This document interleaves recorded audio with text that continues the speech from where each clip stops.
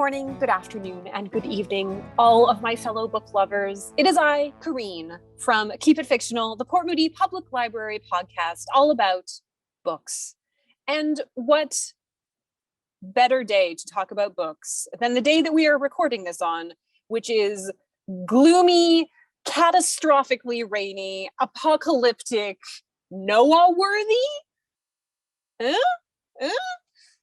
Great flood type weather. The weekend is looking like it's going to be the great rainstorm of 2021. So we are going to give you some delightful reads to tide you over this weekend. Don't shake your heads at me. Anyways, I am joined today by my fellow book friends, Virginia, Sadie. Hello. Fiona. And Liz is on vacation, no doubt going through piles of books that she will recommend for future episodes. And today we are choosing a topic that is a little out of the ordinary. So we have talked about, and in fact devoted entire episodes to, what is a Virginia book or a Fiona book or a Sadie book or a Corene book. We've got an aesthetic, one could say. We've got a certain type of book that we love and that we know is a guaranteed hit for us. But today's topic is a little bit left of that particular center. Today's topic, we have chosen books that we loved, because of course we're not going to recommend books that we hated. A book that we love that we didn't expect to like. So this is a book that maybe on the surface, there was something that is very much not a Sadie book, or a book that contained a topic or a genre or a theme that you are not a fan of, and yet something was in that book that was enough to keep you going. So I am excited to see what my fellow book friends have chosen for this particular topic, because I did not struggle with this topic at all, because there was one I read this summer that I was like, on the surface of this, I'm going to hate it. I read the first line and I hated it. And yet kept going. So I'm very curious to see, because I know a couple of our fellow book friends are hard stop. If they're not into a book, it gets shut and returned back to the library. So I'm curious to know what kept them going. So I think, why don't we start with Fiona? Fiona, I want to know, what book did you end up liking that you didn't think you would? All right. Yeah, so I actually went with a romance. And I'm not completely sure how it made it onto my to read list. Like, I'll often just, if somebody says something good about it, I'll just put it on my Goodreads, and then I'll do this thing where I go to the library, not hard, and I will just put a whole bunch of things on hold that are on my to read list without like really thinking about it. So when I got this book, where's my camera? The Bromance Book Club by Lyssa K. Adams. I was like, how did this end up in my hands? That's different, because I don't read a lot of romance, and I especially don't read a lot of like hetero romance. But it was actually really fun, and I got very engaged in the characters and sort of like had that experience where I didn't really want to put it down. I was like, what's gonna happen? So this is a book about Gavin Scott, who is a professional baseball player, and it seems like he has it all. His career is just going great. He has beautiful twin daughters and a lovely, wonderful wife, Thea. However, their relationship starts to fall apart when the big moment is when Gavin finds out that Thea has been faking it in the bedroom. And he freaks out and he leaves, and his masculine pride just crumbles and falls apart. So I guess on the surface, that doesn't really sound like something that would interest me. I did enjoy the baseball part. I don't know, something about characters who play sports. I find it interesting. But it is about basically the whole gimmicky part is Gavin's friends on the baseball team induct him into the Bromance book club, in which they read romance novels to gain perspective of the female mind and how to solve their relationship problems. That part was really gimmicky and not actually that important, but I feel like it's, like a good thing to put on the cover with a little blurb. But what I really liked is it's very much about Gavin figuring out this sort of like a loss of pride and confronting it, realizing that his relationship is more important than this loss of pride that he has experienced. So that was kind of cool to see in mainstream romance. And Thea is a very powerful female character. She basically is like, if you are not going to treat me right, I'm out of here and I can take care of the girls on my own. And ultimately, Gavin learns to respect that and appreciate that. So it was also quite juicy, which is not something I have particularly experienced in a book before, but it's a lot of fun. I think it's the perfect fun read for a day like today where it's rainy and you can just give in to those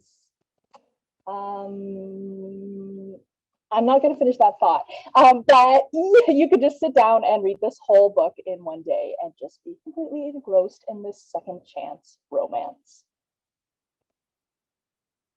Again, that's the Bromance Book Club. Does anyone else really want to know what Fiona was going to say? Because I definitely do. I guess like give in to your carnal desires? I don't know. Oh boy, I have such a bad track record on this podcast. You certainly have come out with some very interesting statements. So I'm curious, Fiona, what made you keep reading this book when it seems pretty out of left field for you? I think it was just that it was so juicy. Like, I feel like I kind of have this like my own pride about reading where I'm like, oh, like I'm not into that sort of like thing that just grabs you because it's dramatic or sexy. And like that's not true. I think once I picked that up and start to get engaged in it, I found this with the episode we did about royalty, and that drama starts to come. I'm just like, no, I gotta finish this. I gotta find out what happens. I love it. Fiona lives for the drama. Lives for the drama. I love it, love it, love it. All right. I'm going to go with my book next. And I'm wearing a special pin as to why I chose and kind of powered through this book. So the book that I chose is a debut book. It is called Almond, and it has a very distinct, very cool cover. It is by Won-Pyung, and this was her debut novel. And the reason I picked it up is because I did a summer of BTS reading, and this book was featured in their television show, In the Soup. So I decided to pick it up, not really knowing what it was about. And I read the first line of the story, which was, this story is, in short, about a monster meeting another monster. One of the monsters is me. I think the noise that I made when I read this first line was something akin to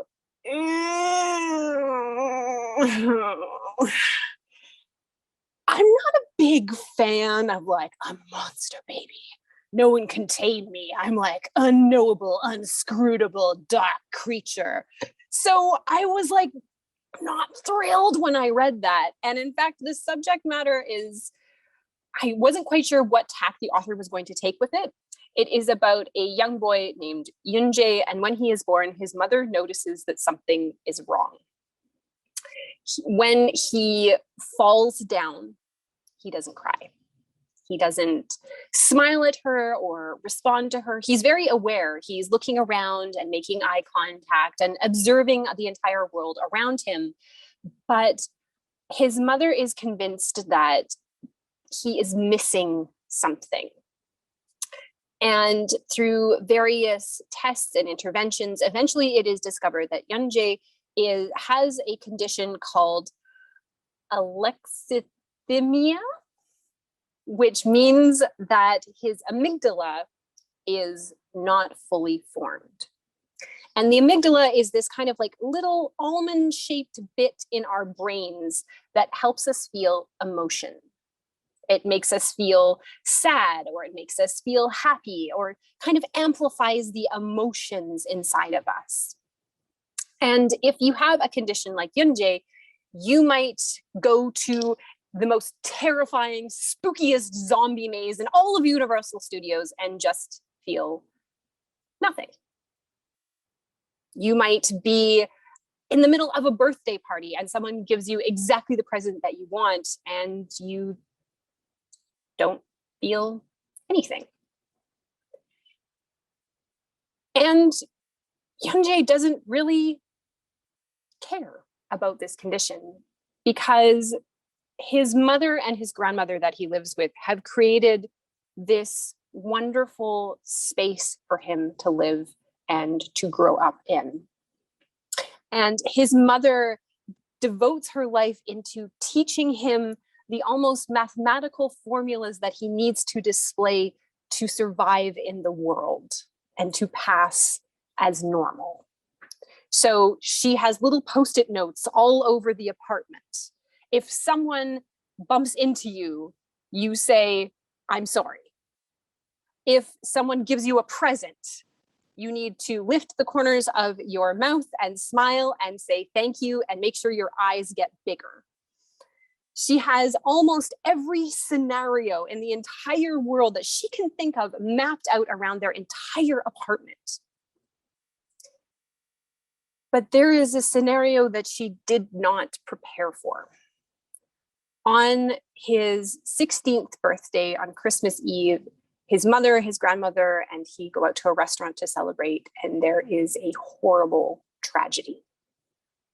And for the first time, a random act of violence kind of takes him out of that safe world, that mathematical calculation of how to survive in this world, and he is left alone. He is left to try and figure out his life and try to figure out the world around him all by himself. But slowly but surely, people start to come into his orbit that change him a little bit. There is a very troubled teenager named Gon. There is a young girl at school. There is the doctor turned baker that lives upstairs, who all in their own way, sometimes helpful, sometimes dangerous ways, try to help Yunjae develop a better understanding of himself and the world. What I thought was going to be a deep, dark meditation that was maybe going to turn into a serial killer wasn't that at all. It is at sometimes very disturbing, but at other times really beautiful meditation on what it actually means to be a human being. Just because you don't feel emotions in the same way that someone else feels an emotion, does that make you less of a person? If you don't have the same reactions as someone else, does that make you less? And the nature of transformative relationships, so people that come into your life can kind of change you and make you more. It's a really beautiful book. There are parts of it that there's a little bit of violence, so for those who are not into any sort of violence, this is maybe not for you, but it is a really fascinating first novel. I'm really glad that BTS picked it up so that it came on my radar and everyone else's.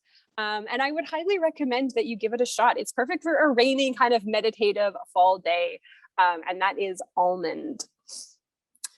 All right. We move on to our existential question now. Is everyone ready? No, Sadie is not ready, so I'm going to start with you first. Virginia suggested this question, which I really like. So we all have different tastes in books, but was there, on our same topic theme, a food that you didn't think that you would like, but you ended up loving? I honestly can't think of a single thing. I can think of lots of foods that I tried and didn't end up liking. But I guess I'm not super adventurous. Like I will eat a lot of things, but I'm not super adventurous with my eating tastes. So I don't know if I have an answer for this question, to be honest with you. I really don't know if I do. Oh, interesting. All right. Well, I will expand it for you out of the food realm. Is there a genre that you ended up really enjoying that maybe you never thought you would? I mean, knowing that I get scared very, very easily, I'm a little, not necessarily surprised, but delving into the mystery genre, I think has been more enjoyable for me than I necessarily might have expected, to the point where I will sometimes really enjoy books that are leaning towards the thriller side, just leaning, very, very slight lean towards the thriller side. I will sometimes have to put them down and not be able to read them at nighttime, but it has been, I think, a surprising, an enjoyable surprise to find that I am able to read and enjoy things that I wouldn't otherwise have thought I would. All right, fantastic. All right, Virginia, what about you? What was the food that you looked at and didn't think it was for you and then ended up loving? Well, you all know how much I do not like pizza, right? You all know that. What a weirdo. But when on Futurama, when Fry said anchovies on pizza are the best, I was like, that sounds disgusting. But then, of course, since I don't like pizza and my husband loves pizza, we always end up getting pizza. I'm like, you know what? I'm going to stick some anchovies on because if Fry thinks it's good, it must be great. And it turns out that is excellent because it covers all the pizza taste because anchovy has such a strong taste. So it was so perfect with the tomato sauce and everything. So now if I ever make pizza at home, it will be filled with anchovies. It's mainly anchovies with a little bit of pizza. So that would be my thing. It's essentially just like a cracker with anchovies on top. Pretty much, yeah. All right. I mean, if Fry from Futurama liked it, then I'm sure it's fine. Yeah. All right, Fiona, what about you? Okay, I'm not generally a picky eater, and I love seafood, like fish and crab. Oh, I'm giving myself a thumbs up, I guess. Fish and crab, and it's lobster. Like lobster's up there with chocolate and coffee for me. Not together, just as good. But I don't like clams or oysters. And I was on a road trip, and there was this restaurant with a really, really good review. And so I checked it out. It was this tiny place, literally on a dock on the water. And I was expecting to have like deep fried clams because when you deep fry something, you know, it tastes deep fried. It doesn't taste like what it is, and it's always delicious. But it turns out they like it's entirely fresh. It's just a giant bowl of clam and oysters. So I was like a little bit hesitant because usually they kind of like weird me out. But oh my gosh, it was so good. And now I just want to recapture that moment. I think I need to go drive to wherever I was on that road trip just to have it right now. I am so hungry. Can you bring me a bowl of mussels, please? There's a show on the Food Network where they all talk about their favorite dishes, and at the part where they say, I really wish I had this item right now, or could someone bring me this, they always get brought the item. So I wish that we had that ability. Fiona, I wish that we had that ability right now. Yes, yes, I would be having lobster for breakfast. That's very East Coast of you. Yeah. This is a tough question to answer because I will admit I'm a very picky eater. And that there are things that I absolutely love, and then there's everything else. Everything else. So I won't often choose to eat something that I don't really like. I'm actually gonna say like Beyond Meat, because I have tried meat substitutes before and discreetly spit them out into a napkin and put them in the trash can. But this one tastes good, and it's mostly, I think, because of the salt. Salt is great. Salt is delicious.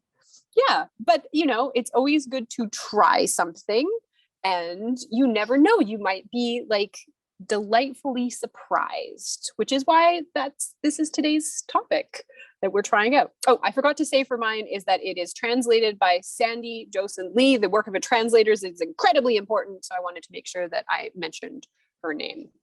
All right, back onto our topic. We've got some dishes floating in the air that we might want to try, except for the oysters. That sounds awful. Sadie, what is your book that you didn't think you were going to like and ended up loving? All right, so I'm going to preface it by saying that if anyone else looked at this book, they would probably see it as a very Sadie book. But I love supernatural things. I will fully dive into anything about witches or vampires or ghosts or any kind of thing that fits that topic. But what I struggle to read about, and I think that it's something that is starting to be a bit of a trend, is books about angels, and books where angels are not just like make a brief appearance, but are the topic of the book. The characters in the book are angels. And this is something that I have always struggled with. So this book, when I first found it, was not something that I was initially drawn to. And the reason that I picked this book up was actually when I used to go to the gym. I don't anymore, but when I did, I would always have a book on my Kobo so that I could have my Kobo with the text really, really big, put it on the treadmill, and then as I was running, I could read the book. And this was one day I was working and I didn't have anything on my Kobo, and so I had to find something very, very quickly because I was going to the gym after work. And so I basically just looked at I looked at YA books. I wanted something YA at what was currently available. And so this one popped up. I'm like, sure, why not? I will give it a try. Even though it has angels in it, I'm going to give it a try. So it was Storm and Fury by Jennifer L. Armentrout. And this is the first book of a 3-book series. And I started reading it and was immediately drawn into it. And I basically carried through to the very end. The last book just came out this year.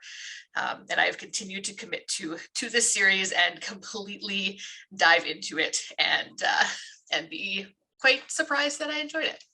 So this story revolves around Trinity. And Trinity is 18 years old, and she has not had the best life so far. She was raised by a single mom, and when she was quite young, she was brought to a community by her mother of what are called wardens. Something else that I struggled to get into right away, but wardens are essentially gargoyles that come to life, and their job is to protect humans from demons. So humans don't know about them, but they are there throughout the world to make sure that the demons do not harm humans. And Trinity was brought to this complex of wardens because Trinity herself is very, very special. Trinity's mom is a single mom because her father is an archangel. And so Trinity is half angel, half human. If anybody knew that Trinity existed, the demons would essentially hunt her down and try to devour her to take on her angelic properties for themselves. So this is kind of the general premise of this. Trinity now lives in this community of wardens. When she was quite young, she was bonded with one of the wardens as her protector. So they have grown up together, and it is his job to kind of be in charge of protecting her in all types of situations. Unfortunately, a few years before our story takes place, Trinity's mom was very violently killed. So Trinity is now even more alone in the world. Living in this community of wardens. She does feel like she has a family here. She has lived with them for a very long time, but she's still struggling to kind of figure out who exactly she is. She has been told that she was created basically for the purpose of one day when the final battle comes, she will need to be there to fight in the final battle. That is all that she knows about her future life. She doesn't know when this is going to happen. So she's living in this community. It's off in the middle of nowhere. And all of a sudden, 3 wardens from another community come into it talking about how there is something out there that is killing not only wardens, but demons as well. And they don't know what is happening. They don't know what it is. And they've come to this community to get some support, to get some help, to try and figure out what this creature is and who they are and why exactly they are killing demons and wardens alike. So throughout this conversation and this interaction, there is a battle, and through this battle, Trinity's protector is kidnapped. And Trinity decides that it is going to be her job to go and find him. So she leaves her community with this other group of wardens to go to Washington, D.C. to find her protector. It's kind of how our story continues. She starts living with one of the wardens who starts to kind of act as her protector unofficially. She starts to learn that there's more going on than she might have initially thought. The original bonded protector that she has been growing up with, who has been kidnapped, there might be a bit more going on there than she had originally thought as well. On top of all of this, Trinity has an unfortunate condition with her eyes where she is actually going blind. So on top of all of these things, she is dealing with a lessening of her vision and the eventual knowledge that she will in fact lose her sight altogether. So it was kind of, I appreciated that addition to the character. I think that the condition that she deals with is something that the author or someone the author knows has gone through themselves. So I appreciated kind of having a bit of that disability with our protagonist. It was nice to kind of have her not just be this kind of perfect angelic creature. She can still kick ass in the best way, but she also has this struggle that she's dealing with. So if you're looking for something that it's quite fun, a little bit of the end of the world, a little bit of romance, angels, if you're into angels, like I said, it surprised me. The focus is definitely on that, but I feel like the characters were engaging enough that I was able to kind of see past my initial concern about the angelic characters. So that was Storm and Fury, and it's the first book of the Harbinger series by Jennifer L. Armentrout. Thank you so much, Sadie. Yeah, you described it really perfect. Like on the surface, it seems like a Sadie book, and then it's also not a Sadie book.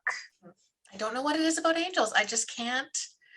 Like, I just struggle to commit to it. Everything else, like give me a vampire, sure, fine, that's great. I'll like fully engage, but angels, I just can't. Weirdly, I totally understand. And it's becoming more. I feel like some authors are trying to maybe make it the next supernatural trend. Like Sarah J. Maas's newest adult series is all about angels. And like it's just, I don't know if they're trying to feed off of like the Good Omens TV show book popularity, but I'm not sure. A troubling trend developing. Thank you for that reporting, Sadie. It is. All right, we move from our studio audience over to Virginia. Virginia, what is the book that you didn't think you would like? And I know you are a hard stop reader. So I'm very curious as to why you persevered on this particular book choice. All right.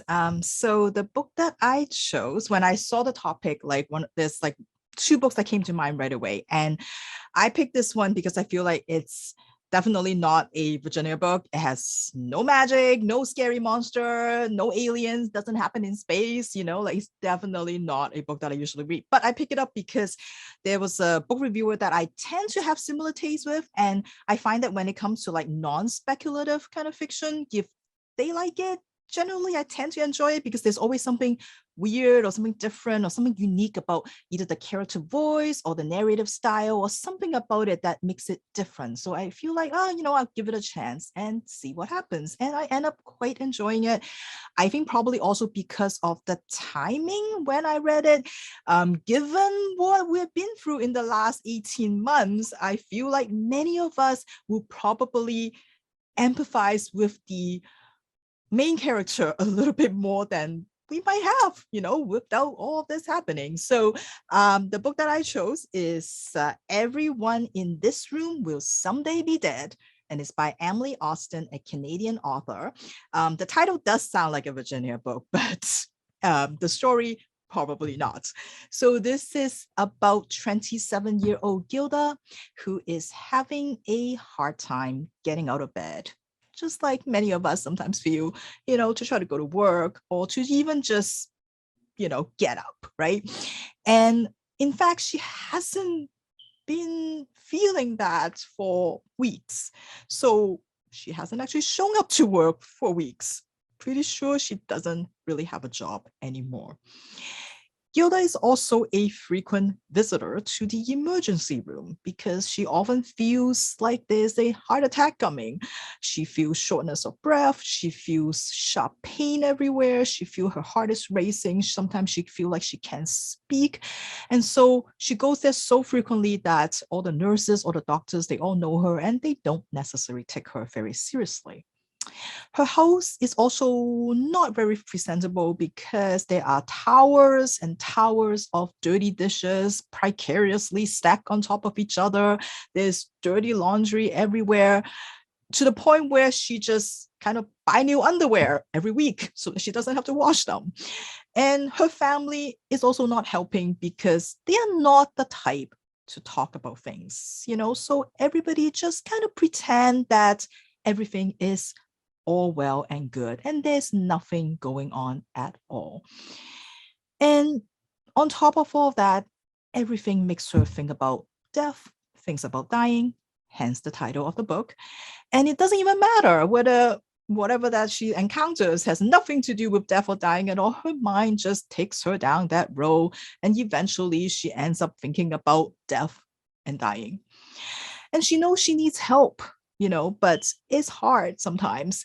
So one day when she was handed a flyer, and of course it's easier to just take the flyer and throw it away rather than saying no, she looked at it and she found that there was a ad on there for a group therapy, for a therapy group that is meeting in a church basement. And so she thought, you know what?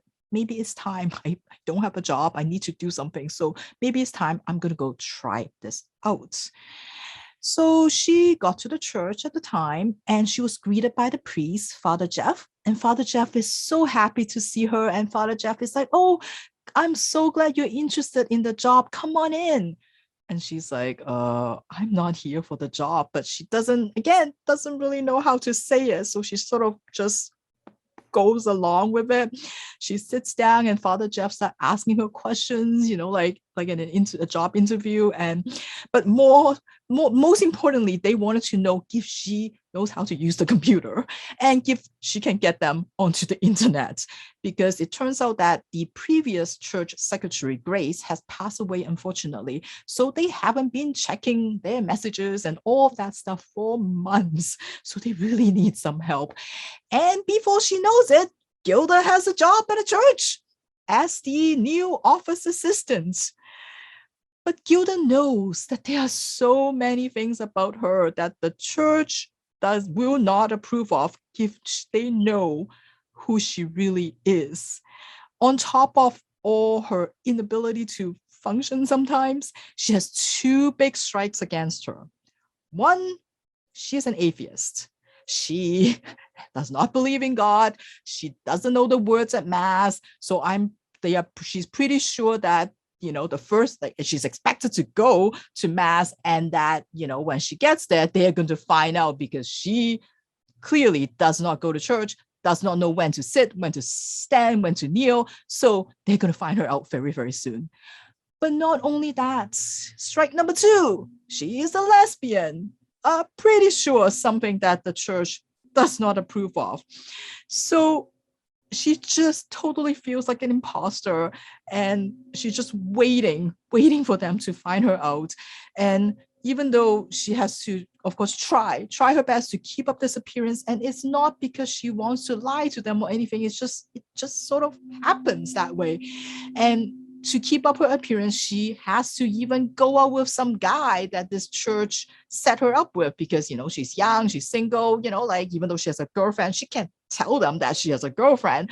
So she ends up having to go out with this dude who is like this self-help guru, who believes that as long as you believe in yourself, then like everything will be fine, and then you will get what you want. So he keep like calling her up, even though she keep trying to make excuses not to go out with him. He just won't stop, because he won't take no, because he believes in himself so much. So of course, a lot of sort of funny things happen, and she has to try to like keep this, like secret from her girlfriend. So it becomes a bit of a mess. But not only that, as Gilda was going through the church email, she realized that Grace sometimes used this email for her own personal use, and that there is a old friend, it seems like, called Rose, who has been like emailing. And in the latest email, Rose sounds really worried because Grace hasn't responded. Well, Grace doesn't respond because Grace is dead. So Rose is like, I hope everything is okay. And so now Gilda has to reply back. And Gilda is like trying to write this email to try to tell Rose that Grace is dead, but she feels so bad. She doesn't want to hurt Rose, even though she doesn't know Rose. She just feels so bad about it. So instead of telling Rose the truth, she ended up replying as Grace and just say, oh, I'm so sorry. I haven't been, like checking my email. I haven't been feeling well, but, thank you for checking in. And like, oh, and thanks for that recipe. Can't wait to try out. So she's just like, now, not only she has to pretend to be straight, she has to pretend to be Catholic, and now she has to pretend to be a dead woman. So that is sort of the story, the setup of everyone in this room will someday be dead. Now, yes, there is definitely a recurring theme of death, of dying, and other kind of morbid thoughts, but this is not a sad book. It is quite delightful and quite amusing. Give you like sort of the darker kind of humor. And Gilda is such an endearing character. Like, you just feel for her because she just wanted to do good things. She wanted to be nice, but sometimes it's just hard. And I think it's nice to have a character who is not like a lot of characters who are just so like self-assuring, who knows that they're smarter than everybody else, in the room kind of thing. It's just nice to have a different kind of main character. And of course, this is a story about like how our mind just does whatever it does, whether we like it or not. Like, it doesn't have to be logical, it doesn't have to be reasonable, it doesn't have any, like, hasn't had to be grounded in reality. Sometimes we just can't stop thinking about bad things, and it just kind of spiral out of control, and we convince ourselves that horrible things are going to happen. We convince ourselves that, just the worst is going to happen. And I feel like in the past 18 months, we probably have all gone through like moments like this when sort of we just got a little more anxious about what the future holds, and that sometimes can take over. And it's a really like I think what I like about the most about the book is how Emily Austin, how the author like kind of do such a good job trying to like show us how this like incessant dialogue in our mind is just keep talking to us when we so that we can't deal with what's in front of us, when Gilda is talking with somebody else, or when Gilda is observing events, like her mind just keep going and she can't ignore it. There's this running commentary, and always end up linking things to like death and dying and all that kind of stuff, and she just can't stop it. And I feel like it is something that some of us may be able to identify with. But I think most of all, this book really reminds us to be kind, to be nice to people, because we all going through stuff. We just don't know what the other person is going through. And the world is a garbage place sometimes. So, it just reminds us that everyone can use a bit of kindness to get through the day. So if you are looking for a book that is kind of funny, but also very like thoughtful, check out Everyone in This Room Will Someday Be Dead, and it is by Emily Austen. Well, thank you, Virginia. That was some very relatable content, except for the part about pretending to be a dead lady. I did at one point in my youth pretend to be an entire classroom of children and a teacher, but never a dead person. Never a dead person. All right. Well, I love it. Thank you, everyone, for bringing your books that you didn't think you would like, but you ended up liking anyways, and they were really good and maybe outside of your comfort level. So we're always encouraging everyone to just kind of like expand those reading horizons if you're in the mood to do so, because you never know what might be kind of like a diamond in the rough, to borrow from the movie Aladdin. So yeah, we encourage you to kind of pick something out that catches your eye at the library. We have a ton of really great displays up right now. There's always the new books out in front that you can pick, or the lovely lists that are on the library catalog for different genres, different categories, different topics, different themes. But that, I think, is it for our podcast today. Excellent. Everyone is nodding. Everyone is getting ready to gird themselves to enjoy this very, very damp weekend. So cozy up with a good book, everyone, or 2, or 3, or 4, or 5, 6, 7, 8, 9. I'm going to stop this podcast now. Goodbye, everyone.